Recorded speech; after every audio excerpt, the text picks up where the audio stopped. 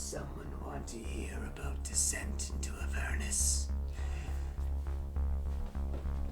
Hey everyone, today on my channel I am going to be talking about my current game of Baldur's Gate Descent into Avernus. I'm going to be going over the 5 things that I've learned since I started playing this game about a year and a half ago now, right around when it came out, I believe in October of 2019, back when everything was so much more bright and innocent. So when I first started playing this game, we were playing in the basement of a game store called Pandemonium Books and Games in Cambridge, Massachusetts. Fantastic little store. Highly recommend that you guys check it out once the pandemic is over. But I started playing it as a pickup game. On Wednesday nights, people would come down at random and they pay $5 or so. They come and get a table, and I was super jazzed about running Descent into Avernus, so I advertised as such. I had a few players that I had been playing with consistently through various one-shots or smaller mini-campaigns over the summer. So a few of them joined up with us for this. We had a couple people, come and go, but it's been the same core group of 4 people now, at least since the start of the pandemic. We've now switched to playing online via Discord and Fantasy Grounds, and it's been a lot of fun. There's been some ups and downs. The players did not know each other for the most part. I mean, there are two folks that are mother-son duo, but the other 2 I don't think knew each other before this, and it took a while to get comfortable with everyone, or for everyone to get to have a feel that they knew each other, trusted one another, especially in a place like Baldur's Gate, which is already a pretty dangerous, dicey city. And then you get thrown into hell, literally, Avernus, where everything is not as it seems. And, I love to add extra little features and flourishes that aren't necessarily in the book, but in my mind, that they add more flavor, intrigue, danger. At least for one of our players, an opportunity to make deals with powerful forces for personal gain, despite what the rest of the party might recommend. But it's led to certainly some memorable encounters with the group, with the different NPCs and devils and other insidious creatures that haunt the landscape there. The first thing that I would say when it comes to running Descent into Avernus is the dark secret that they throw in the beginning that your players are supposed to have has not come up. Especially since they've gotten into Avernus. I think like they killed a baker, or they saw someone kill a baker, and they never told anybody, and no one knew who the baker was. No one had any reason to, people have come and gone, like I said. It hasn't come up, and I know I could throw it in there, but at this point I feel like they don't care. They just say, they already have their own player hooks. Like I have one player who has a brother now back at Baldur's Gate. He's been looked after by the Flaming Fist there. I have another player who worships demons, even though they're not evil. They worship demons in their different aspects, which I think is pretty cool. So that now they have their own connection to why they might be called to Avernus, where the blood war is constantly raging. And maybe the demons are trying to entreat them for a little bit of aid during this eternal struggle. So, more to come with that. I'm also playing an Icewind Dale, Rime of the Frost Maiden. I think the player secrets in that are much more interesting because they're much more personalized to each character. They can certainly have more of an impact on the game, especially if you have like an alien-like tadpole slot growing in your chest, or you can actually speak to yetis. Whereas this Dark Secret, it just hasn't come up as much, and I feel like there's enough things going on once you get to Avernus that there's much more pressing concerns, like trying not to burn to a crisp or be ground into demon paste, or run over by one of these crazy war machines, that the sins of the past don't really carry much weight. The second thing that I've learned while playing Descent into Avernus is have fun playing Lulu the Hollyphant. I love role-playing, love getting into my characters, making the different personalities and voices and mannerisms, and Lulu is a blast, especially for a place as, bleak and mean-spirited as Avernus, or even just, Baldur's Gate. Playing as someone that is kind-hearted and pure and devoted, especially with some of my players starting to lose their moral alignment a little bit, or just outright slide towards full-on evil. Lulu is sort of the moral glue that holds the band together, and if you play her right, then you can really win over the party and ever kind of unite them as some sort of mascot, a touchstone of a reminder of what is pure, why they are in Avernus, and what they are fighting for. Honestly, after a year and a half, we've had to touch base a couple times. But okay, do we know why we're here? Do you guys know like what you're fighting for? And they're like, to protect the baby, because the baby Lulu has to be protected. She needs our help, and we're here to give it. I'm like, oh, that's close enough. Okay, yeah, if that works for you, that works for me. But she's been a lot of fun. She's a great bone to kind of throw. It's like, oh, look, Lulu is now in danger over here, or Lulu has a notion to go over there. She's good for comic relief, she's good for plot progression, and like I said, she's also good for kind of finding common cause to rally the different types of players together.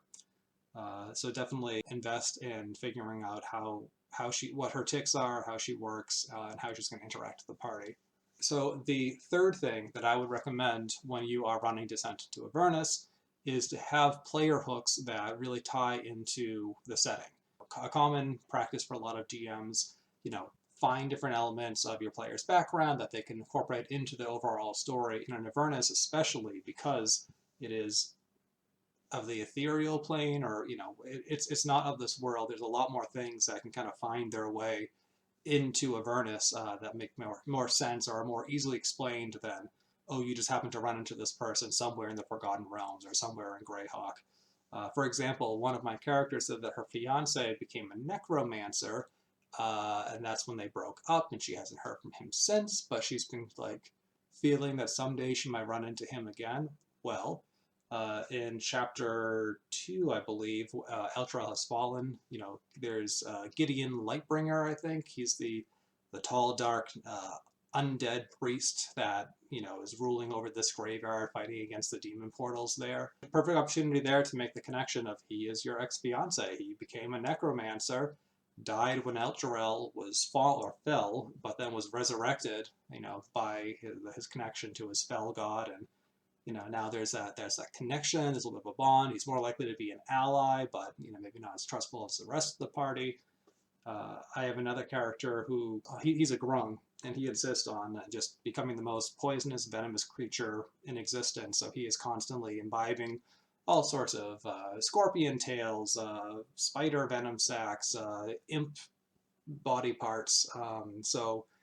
And with the demon ichor as well, and he's aware of the transmutive powers of that, so he's just making all these crazy cocktails of different types of venoms and poisons and mutagens, and experimenting on himself. And because I come from a kind of a Warhammer background, a lot of chaos demons or chaos magic in the background of those stories leads to horrific mutations, which to him, having imp horns and a scorpion tail and leathery bat wings is so cool. Like that's what he's here for. He doesn't want to be necessarily a good guy. He doesn't really care about saving Elturel. He just wants to become a devil, effectively, which is fun. Gives me a lot of opportunities to make tempting offers. And then figure out what the price is going to be. You throw in a couple different things. Like I now have a Yugoloth, I think they're called, he's one of the guys that wears glasses. He's got the big strong arm and the one little one holding a book.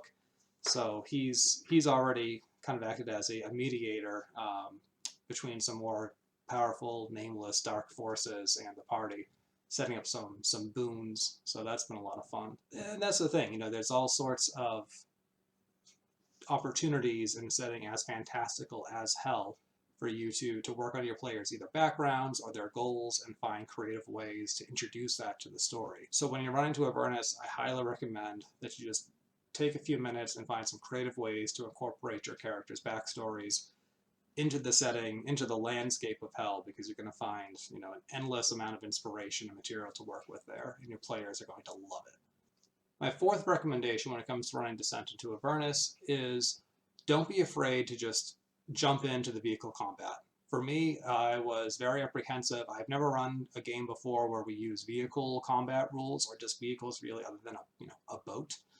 And it was a little intimidating seeing all the different profiles, all the different rules, but I set it up a little bit on it. I was running it on Fancy Grounds, which helped because it has all the rules, or at least all the references and stats to the different vehicles right there on the screen. They got to Haramon's Hill, and then I introduced the Nazugon, or whatever it's called, the Hell Knight on the Nightmare. They had to get the hell out of there, and then I had one of the rival crews show up on their big demon rig, and had this like whole canyon map, and it became this, it was like a fun board game then. It's like, you have your, there are two little vehicles, and you got to get around all the different valleys, and you got to look out for these different effects, like, boiling blood lava, or like a bone field of spikes that shoots up out of the ground, or some organic demonic pustule that explodes if anything gets too close to it.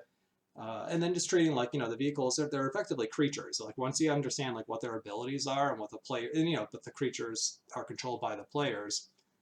Once you just get down like what the options are, tell the players what their options are, and then just mostly it's just keeping track of the distance, because everything else you have to scale it out a little bit more, I think, because I think I had like each square represented 10 or 20 feet instead of the usual 5 or 10. But it was a lot of fun. I recommended everyone to go watch Mad Max's Fury Road. I sent them the trailer so they at least had an idea of the kind of crazy carnival-like madman, manic action you have in these types of running fights. So I'm looking forward to running the next one a lot.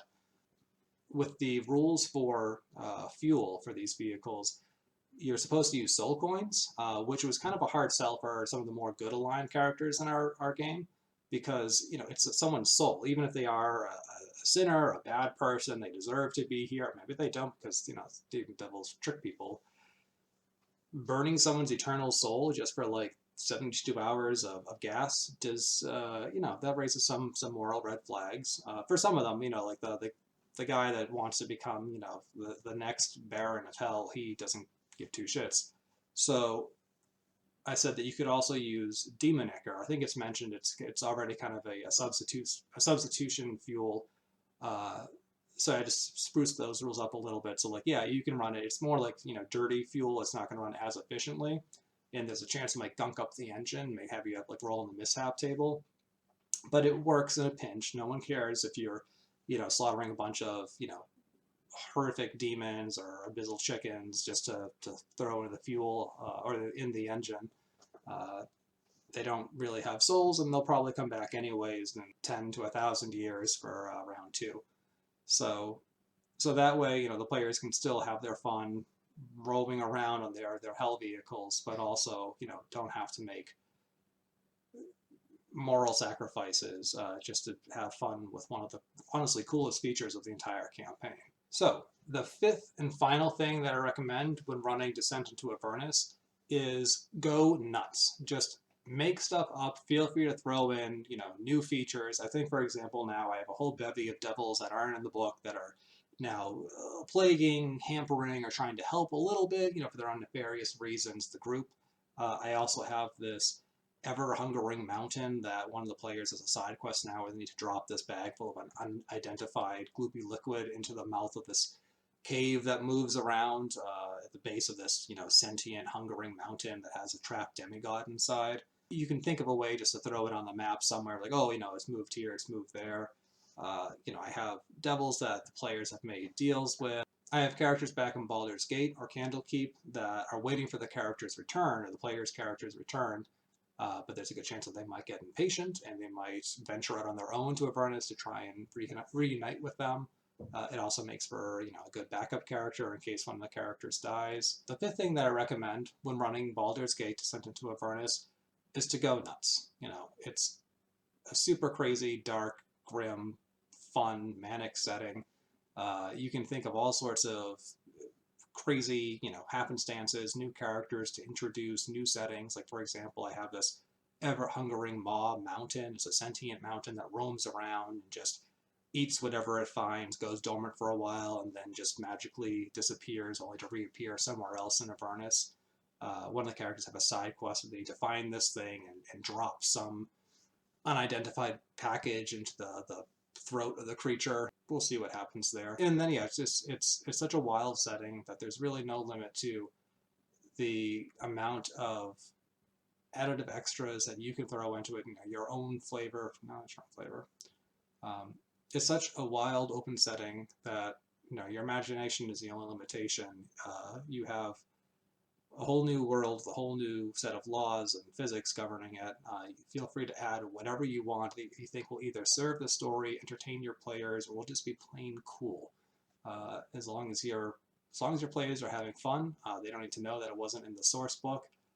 And honestly, I don't think they would care even if they found out, just so long as you're having fun, they're having fun. And that's about it. Like I said, I've been playing this campaign now, for about a year and a half.